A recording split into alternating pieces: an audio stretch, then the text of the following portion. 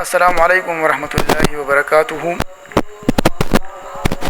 یار دلته یو گیم چلیږي، یو نوی گیم راوتی، ډېر وخت غالبا د گیم وشو، کافي وخت وشو.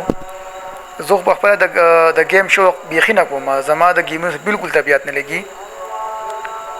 دا ویډیو دې پر جوړوم که نه چې په دې کې څه لږ نقصان دی، هغه راته ښیم. که څوک یې کوي که نه، نو دې نه ځان لرې وساتئ. یا د چا بچي کوي، یا د چا رونه کوي، یا د چا ورارګان کوي، د چا خورګي کوي، هر څوک چې کوي، نو د دې ګیم نه ځان بیخي لرې وساتئ. داسې نه چې بیا د نه وخت تېري او وروسته لاس مروړئ او په لاس کې بیا سن نه وي. دغه ګیم دی ما پخپله نه دی کړی، ما ته نوم هم نه دی معلوم چې څه نوم یې دی. ما ته نوم بلکل نه دی معلوم او نه ما کړی اوسه پورې. خو ما په یو څو ځایونو کې دا ګیم د خلکو سره لیدلی دی، څه جاز رواني او هغه جاز بار بار بټنې وهي د هغې سره هغه جاز چې کوم دی هغه لګي او د هغې سره بیا 100 روپۍ راځي، بیا هغې د ایزي پیسې نه 100 روپۍ هم خېږي او بیا 100 روپۍ هم راوباسي.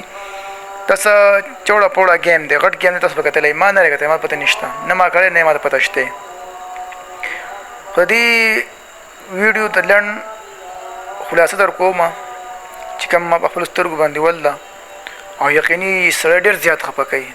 د ډېر درد او د غم خبره ده.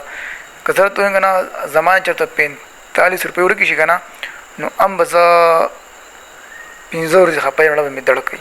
15 ورځې به زه خفه یم، زړه به مې دړ کوي. زمونږ په کلي کې یو هلک دی، نوم یې نه اخلمه، وړوکی ماشوم دی، ماشاءالله د کور ښه برابر دی، ښه مالداره دی، ښه قابل هلک دی، ښه خانداني خلک دي. نو هغې چېرته دغه ګیم کوو او په دغه ګیم کې د هغې نه زه نن خبر شوم چې تقریبا په دې ګیم کې دې 47 لاک روپۍ تاوان کړی دی. واورئ ښه، 47 لاک روپۍ تاوان کړی. د هغې پلار سعودي عرب کې و او د سعودي عرب نه بس راغی کور ته د 15 ورځو دپاره. هلک اوس کور ناست دی، بهر نه راوځي، پته نه چې څه به کوي، څه به اوس نه کوي، والله عالم. خو لکه 47 لاک روپۍ ډېر غټ څیز دی، دا ډېر غټ نقصان دی. چونکې هغو ډېر زیات مالداره دي. خو اوس مالداري خو دا مطلب نه دی چې ته مالداره شوې بس 47 لاک روپۍ بېله، څه پروا یې مه کوه، بېله په زوی لګوه. دې به که د یو نه 8 لاک روپۍ راغوښتې، د یو هغه یو جي پي ایس والا 8 لاک روپۍ به د هغې دي، 8 لاک روپۍ به د هغې لېږلي په جي پي ایس باندې. هغه هم ډوبې شوي سره خوړلی دی. بیا د نورو سټوډنټانو ملګرو نه هم چې کوم 60,000 او 13,000 او 40,000 او 50,000 د استادانو نه 80,000 او 80,000 دی د مختلفو خلکو نه راغېستي دي او په دغه ګیم کې دا لګول دي. او آخري وخت او آخري عقوبت داسې راغی چې په دغه ګیم کې دا 47 لاک روپۍ تاواني شو.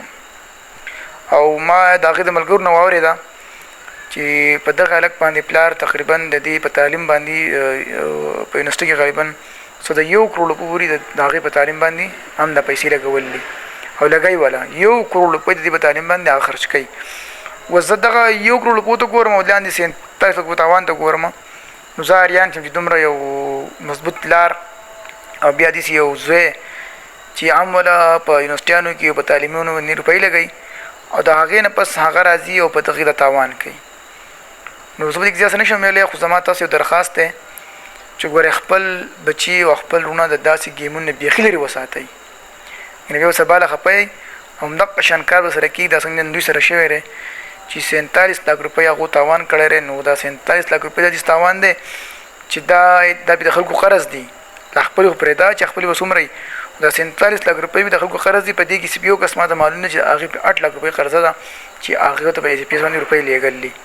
ځکه دې هلک چې کله مخکې ګیم کوو نو دې هلک په د ایزي پیس والا په ایډوانس کې 60,000 او 70,000 او 80,000 روپۍ ورکولي. نو هغې هم په اعتماد کې اخیستې او نو هغې ورته بیا روپۍ لېږلي. نو هغه روپو خبره 8 لاک روپو ته ورسېده. نو اوس هغه غریب جاړې خفه دی ځکه چې 8 لاک روپۍ خو وړوکی څیز نه دی. زما نه چې 8 روپۍ ورکړي شي هم 8 ورځې خوب نه راځي، یا چې 80 روپۍ ورکړي شي بیا 80 ورځې زړه خورم، زه یم لږ 80 روپۍ ورکړي شي زه به چېرته تللي. بیا 47 لاک روپۍ تاوان دا ډېر ګران کار دی. خو ما سوچ وکړو چې میل دا اوس بار مسافرۍ ته واړئ، هلته 47 کال مسافري وکړي، بس دغه پیسې به وګټي بیا ته بیا راځي، ژوند به تباه او برباد وي. خو الله دې ورته اسانه کړي، خدای دا مصیبت ختم کړي. او دا ډېر ګران کار دی، دا یقیني ځان چې سړي زړه چي.